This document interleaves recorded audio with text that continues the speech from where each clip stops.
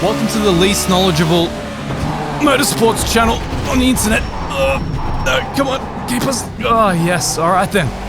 Woo! What we lack in knowledge, we make up for in sheer flailing ability.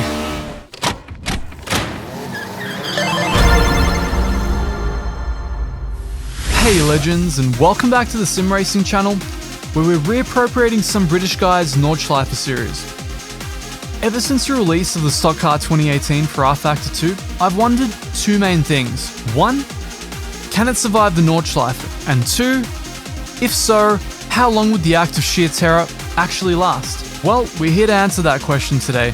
We've got the car set with the default setup, which I can assure you is not a good match for the Nordschleife whatsoever. We've got our trusty Fanatec oval rim and our trusty Thrustmaster TH8A shifter. So we're going to go in and do this old school. But before we do, we want to make sure we protect our dainty little hands from what's to come.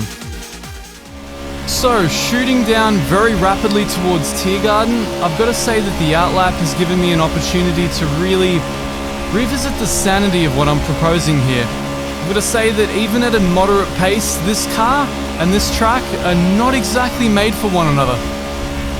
So, and moreover, I don't think my manual driving technique is quite up to the task of wrangling a car like this on a track like this. But hey, here we are. This is the commitment I've made, and we're gonna see it through.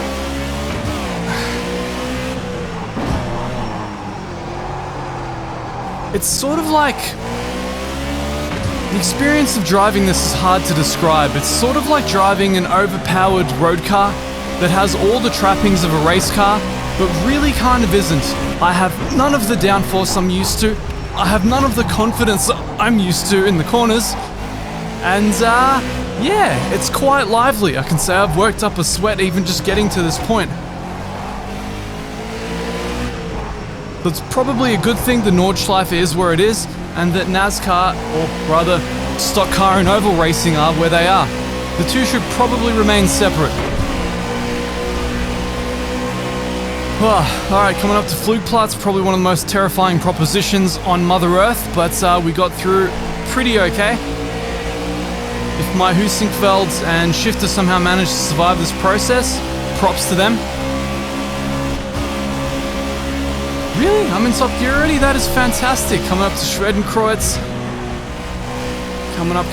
Can we brake on time? That's always the question of the year, and yes we can. The hallmark of my channel, reappropriating old political slogans for sim racing. Alright. Now for the compression in the foxhole, how's this going to go? Wonderful, that glorious rFactor time model pushing us through, keeping us glued to the road. Me desperately pretending I have some semblance of a heel and toe technique that can keep the car pinned to the track. Oh man, what an experience. 750 horses, all going to the rear wheels. That roaring, what I assume is a V8. At least I hope it's a V8. Anything else sounding this way is probably slightly broken.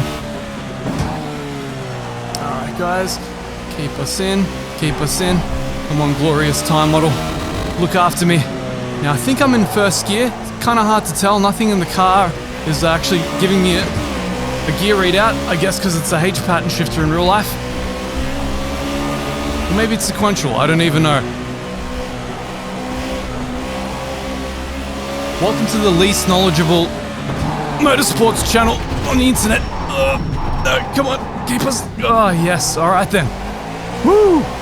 What we lack in knowledge, we make up for in sheer flailing ability.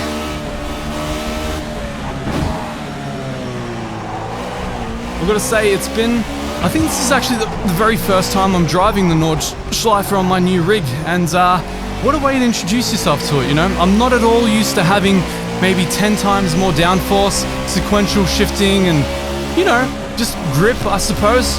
Any kind of grip. Alright. It's the humbling thing about experiences like this. They reduce corners that you've taken thousands of times in your life that you think the most familiar you are with anything in motor racing, and remove all of your confidence from the experience. Okay, that's a, wow, believe it or not, that's a coast in this car. up to top gear, slamming along at what I assume is an insane speed.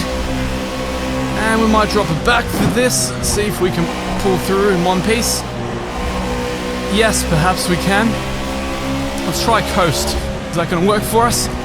Yes, that glorious pudgy tire model keeping us glued to the track, but will we survive? Oh, leading up to the carousel. Will we survive the carousel, really? That is the question of the eon. I'm gonna shoot out. Oh, dear Lord. It's alright, I got 2 wheels back on there. I touched it once. That means we didn't fail. So I have no idea what the suspension is set up for, but it's not for anything resembling tracks like the Nords. Really feels the most similar to my old exploits trying to drive road cars around here and project cars too. Except, you know, with a handling model that makes sense. Alright, coming into sector 3 of the track. If all goes well, I can just stick to second gear in this and get a little bit lazy on us. No. Oh, it's so easy to lose the car. It's, okay. I don't think we've caught too much damage, so we're gonna keep pushing on. I'm gonna push forward and see how we go. So the thing about these laps, you always think to yourself, my god, it's gone so poorly. The lap time is going to be atrocious, but really, how can 750 horsepower to the rear wheels ever truly give you an atrocious time on a Nordschleife? So, what do you think? I'm thinking maybe somewhere in the low 7 minutes, unless I completely wipe out. And again, if this is a series you want to see reprised, I know that Jimmy hasn't really done one of these in a while, or maybe he has and I just haven't seen it. Again, least knowledgeable sim racing channel on YouTube. But I'm just going to pretend that Jimmy hasn't done one for a while, and that used to be my favorite series of his, so if you guys want to see more of these cars, you want to see me keep a board of times, please stay on the track car. Beautiful.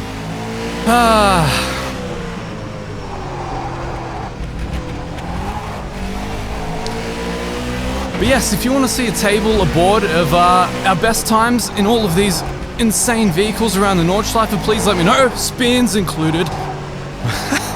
Jesus. Wow. Oh man. Oh, I'm glad the majority of that's over.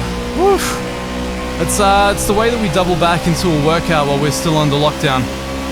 Wheel is dancing all over the place on the straight. I'm in top gear apparently. There you go. 4 gears. 120-something kilometer track. And one very, very low downforce motor vehicle. Here we are. I'm very curious what we're going to get. Assuming that our lap actually counts from that nice little spin that we had earlier. I might try and downshift nice and early, give us some time to actually slow down, get on the power again, slow down and shift again. Beautiful. Alright, it's almost like I've driven a motor vehicle before. Slow it down nice and easy, try not to spin, and... 653.4. 653 point... What? How is that even possible? It's like getting into GT3 territory, man. So I reckon if I don't spin, maybe it can go into the 640s. Maybe if you set it up to actually handle normally, it can go even further than that. Anyway, I hope you guys enjoyed that masochistic run down the Nordschleife. If you guys want to see more content like this, do let me know. And if you want to see me keep a table of these scores and try out other cars, put your suggestions down below. So make sure to hit that sub, stay up to date with all future sim racing news and reviews. And until next time, I'll see you guys later.